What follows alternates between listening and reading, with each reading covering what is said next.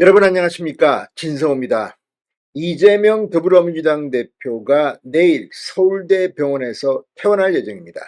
병원 측에서 이 같은 결정을 했다고 합니다.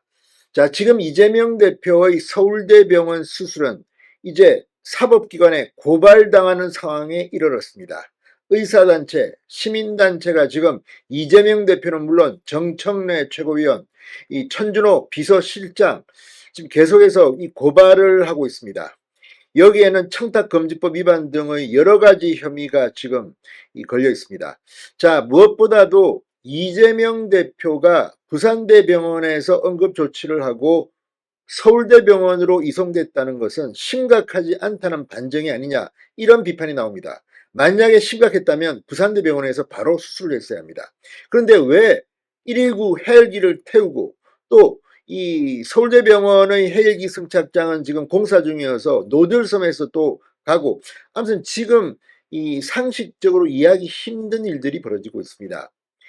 이재명 대표가 지금 서울대병원에 입원을 계속하는 것도 문제가 될 수 있습니다. 왜냐하면 이재명 대표보다 더 심각한 환자들이 서울대병원에서 수술을 받고 중환자실 또 일반 병실에 있어야 하는데, 이 사람들이 이재명 대표가 부산대병원에서 치료받지 않고 수술받지 않고 서울대병원으로 오면서 갑작스럽게 수술 계획이 꼬여버리고, 의사들에 대해서도 지금 의사들도 굉장히 놀랐다고 합니다. 지금 서울대병원은 외부인 출입 금지가 지금 적혀 있다고 합니다. 그만큼 이번 사태로 서울대병원도 피해를 봤다면 볼 수 있습니다. 왜 이재명 한 명 때문에 이렇게까지 의료 체계가 뒤집히는 걸까요? 자, 지금 민주당은 이재명 대표가 이제 상당히 호전됐다, 그래서 내일 퇴원을 한다고 했습니다. 그러나 지금 이재명 대표의 서울대병원 수술 그리고 그 뒤의 상황 때문에 이제 사법기관이 이 부분을 수사해야 될 것 같습니다. 서울대병원도 내부적으로 상당히 이번 사태로 피해를 받을 수도 있습니다. 진성호의 융단 폭격 시작합니다. 더불어민주당을 융단 폭격합니다. 방송에 앞서 아직 진성호 방송의 구독자가 아니신 분은 붉은색 구독 버튼 눌러주십시오. 더 좋은 방송으로 보답하겠습니다.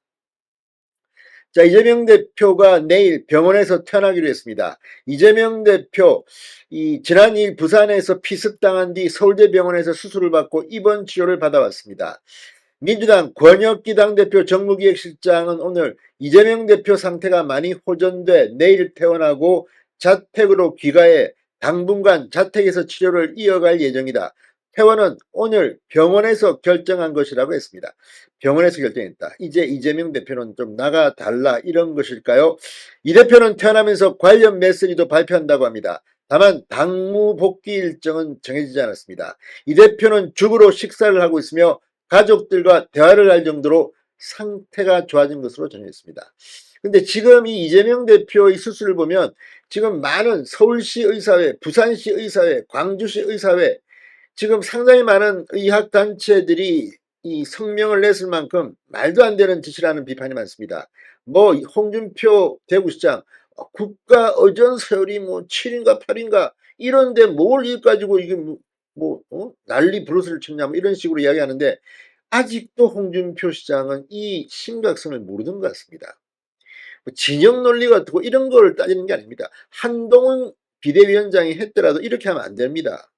자, 지금 이런 과학적이고 이 대한민국 국가 의료 시스템에 대한 것인데, 홍준표 시장이 말하는 걸 보면 마치 진영 논리에 이걸 가지고 왜 호들갑을 떠냐는 식인데, 그 뒤에 입장을 봐도 아직까지 왜 이게 문제가 되는지 이해를 못하는 것 같습니다. 반면 지금 의사들은 상당히 격분하고 있습니다. 자, 흉기 피습후 이 서울대병원에서 이 수술을 받은 이재명 대표가 의사단체로부터 검찰에 고발을 당했습니다. 어제 이 대한소아청소년과 의사회가 서울중앙지검에 이재명 대표와 정청래 의원, 천준호 비서실장을 부산대병원, 서울대병원에 대한 업무방해 및 응급의료에 관한 법률 위반 혐의로 고발했습니다. 자, 이번 사건은 정치인들의 특권의식의 발로이자 국민들보다 내 목숨이 더 소중하다는 진료 패스트트랙 수술 새치기 습관이 자연스럽게 나온 것이라고 소청과 의사회는 밝혔습니다. 실제로 현직 국회의원 보좌진의 가장 중요한 업무 중 하나는 이 의원 본인 및 가족 지인의 빅5 병원 진료 패스트트랙이라며 이 같은 부정청탁이 전혀 건절되지 않고 있다고 비판했습니다. 문제는 이 피해는 일반 국민이 본다는 겁니다. 자, 응급실 현장에는 개인적인 이유로 상급병원으로 옮겨가겠다는 환자들에 대한 이 대응이 무엇보다 어렵다. 실제로 이번 사태 이후 지방 응급실에서는 이미 이송이 필요하지 않음에도 나도 가겠다는 환자들이 늘고 있다. 자, 지금 이 서울대병원 가자. 이게 정의냐는 비판이 나오고 있습니다. 자, 이 소청과 의사회는 부산대병원 권역외상센터는 국가지정외상센터로 작년에 치료한 환자 수가 약 1600명인 아시아 최대 규모의 권역외상센터다.